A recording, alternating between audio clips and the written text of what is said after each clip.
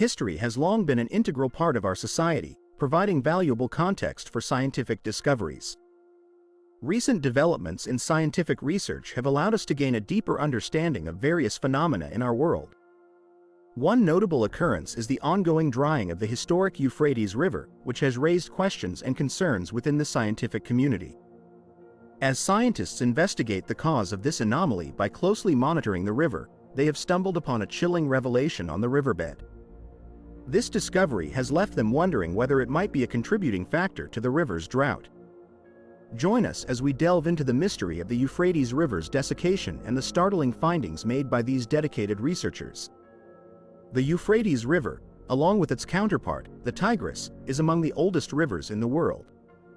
Their flow has historically defined the region known as Mesopotamia, or the land between two rivers, which was home to ancient civilizations like the Babylonians, Sumerians, and Akkadians.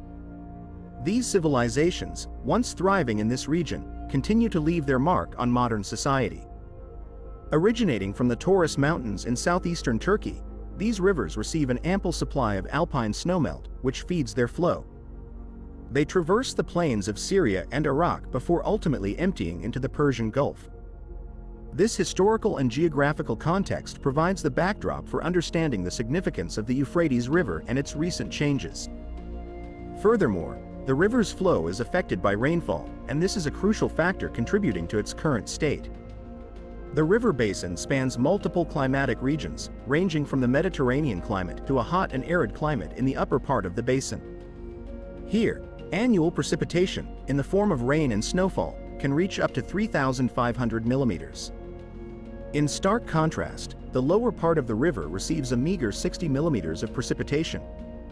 The Tigris and Euphrates river system is now grappling with issues of low water productivity, exacerbated by the looming threat of climate change, which poses a direct challenge to the river's water systems and the livelihoods of those who depend on it. This ancient river, famously mentioned in the Bible, has been one of the longest inhabited areas in the world. However, over the centuries, the river system has undergone profound transformations.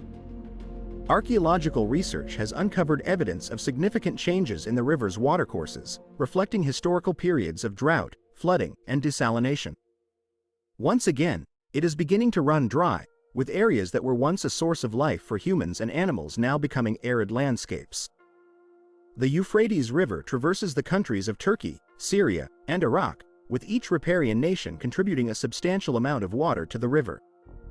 Turkey, historically, has played a pivotal role as the primary distributor of the river's waters.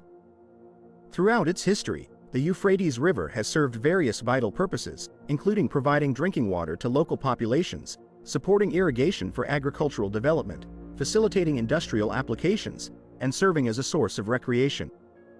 Recognizing the river's importance, the three riparian countries reached agreements on its proper utilization. In the 1960s, Syria, Turkey, and Iraq initiated efforts to harness water resources. Their initial focus was primarily on flood control, but soon they ventured into hydropower projects and further emphasized drinking water initiatives. As each nation developed, the demand for water resources grew, leading to heightened competition. To address this, both Syria and Turkey began constructing dams to manage flooding and serve as backup during droughts. What were once flood control projects were swiftly transformed into irrigation projects, and the development of hydroelectric power plants became integral to the equation. These projects, combined with the power plants, further escalated the demand for water resources, as they started to serve as significant sources of drinking water. The increased demand for water was further exacerbated by the natural evaporation that occurred when the two rivers crossed arid plains in Iraq and Syria. Additionally, the construction of dams along the river's course contributed to water loss. While these countries shared common goals such as ensuring security, providing water supply and sanitation, securing food sources, and harnessing hydropower energy, they pursued their objectives primarily on a national level, pooling resources for their own populations. This approach led to growing tensions among these nations and even raised the specter of aggression. The situation worsened as each state adopted a more nationalistic stance, partly influenced by the centralism of the Ba'athist Party in both Syria and Iraq. Consequently, Numerous dams were constructed during the mid-1960s to the 1970s, including the Tabqa and Kaban dams in Syria and Turkey, as well as the Karakai and Hadida dams in Turkey and Iraq, respectively. Simultaneously, the Turkish government undertook development projects in its southeastern region, aligning with their national development goals. Concurrently, the Ba'athist governments in Syria and Iraq shifted their focus towards agricultural progress, launching ambitious projects that demanded substantial water resources. These initiatives, including land reforms and large-scale irrigation projects, ran in parallel with Turkey's Southeast Anatolia project, known by its Turkish acronym GAP, which was introduced in the 1980s to bolster hydroelectric power generation in Turkey's less affluent southeastern regions. This ambitious project resulted in the construction of 22 dams and 19 power plants spanning 9 provinces. The primary purpose of these dams was to prevent flooding and provide irrigation, hydropower, and drinking water, with the ultimate aim of catalyzing a positive economic transformation in the southeastern regions of the country. Amid these developments, Syria and Iraq alleged that the Turkish government intentionally restricted the flow of the Tigris and Euphrates rivers to advance its own objectives. However, some biblical scholars offer an intriguing interpretation of the ongoing drought affecting the ancient Euphrates and Tigris rivers. They connect it to the anticipation of Christ's second coming, as suggested in the book of Revelation in the Bible. In the book of Revelation, a passage specifically mentions the Euphrates River, claiming that its waters will be dried up to prepare the way for the kings from the east. Another reference from Revelation chapter 9 verse 14 speaks of 4 angels bound to the great river Euphrates. These references are derived from a voice that John heard from the 4 horns of a golden altar mentioned in Exodus chapter 27 verse 2.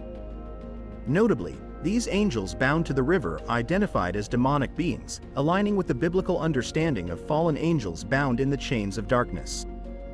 Adding to the intrigue, the Euphrates River, which has long been associated with these fallen angels, is intertwined with humanity's history of sin. It is believed to be in proximity to the Garden of Eden, where the first murder was said to have taken place. Additionally, there have been reports of unusual sounds emanating from beneath the drying river, further fueling the beliefs of biblical scholars that the phenomenon surrounding the Euphrates River serves as a portent of Christ's second coming. In the realm of theories, a Bible studies professor at Shasta Bible College and Graduate School in California, Tom Meyer, posits his perspective on the river's drought. He suggests that the construction of a dam in Turkey may have inadvertently triggered the river's desiccation while simultaneously setting biblical prophecies in motion.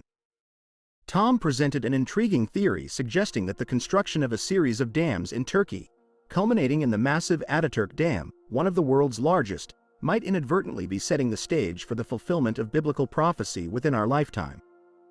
He expounded on this idea by highlighting the geographical placement of the Euphrates River, which flows to the north of Israel, a direction from which, Professor Meyer suggests, Israel's adversaries, except for Egypt, historically mounted their attacks.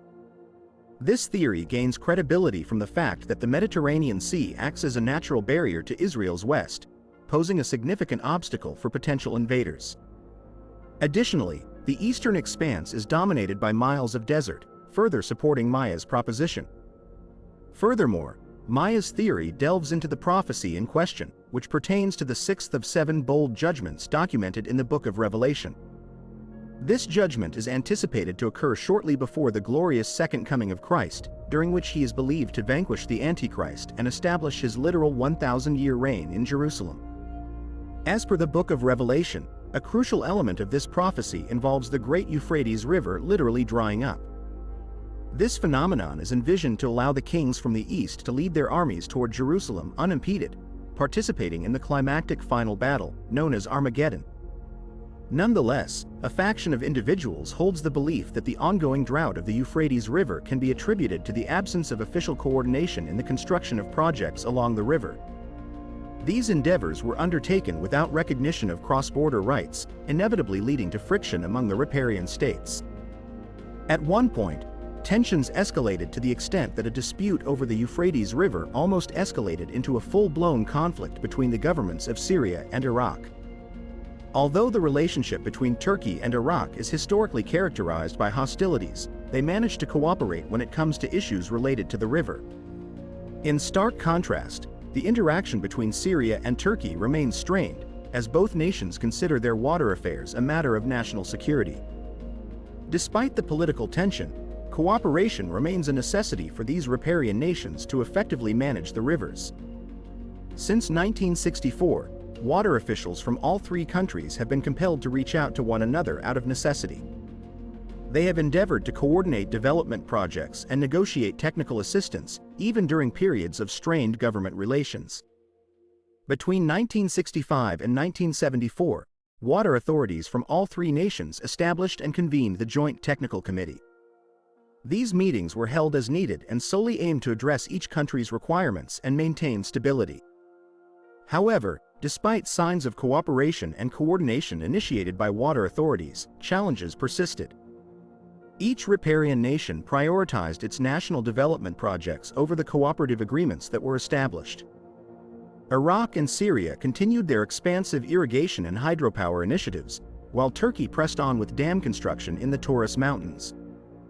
The actions of all three nations continued to strain the Tigris and Euphrates rivers. The inflexibility of their positions ultimately led to the suspension of talks on cooperation and coordination, resulting in the dissolution of the Joint Technical Committee in the early 1990s. This neglectful approach has led to a string of scorching heat waves for several years, culminating in the ongoing drought. This year, water reservoirs along the Euphrates, including Khadizia Lake, exhibited significantly low water levels. Government reports sounded the alarm that the Tigris and Euphrates rivers might potentially run completely dry by 2040. What are your thoughts on the alarming situation of the river drying up? Feel free to share your insights in the comments section below.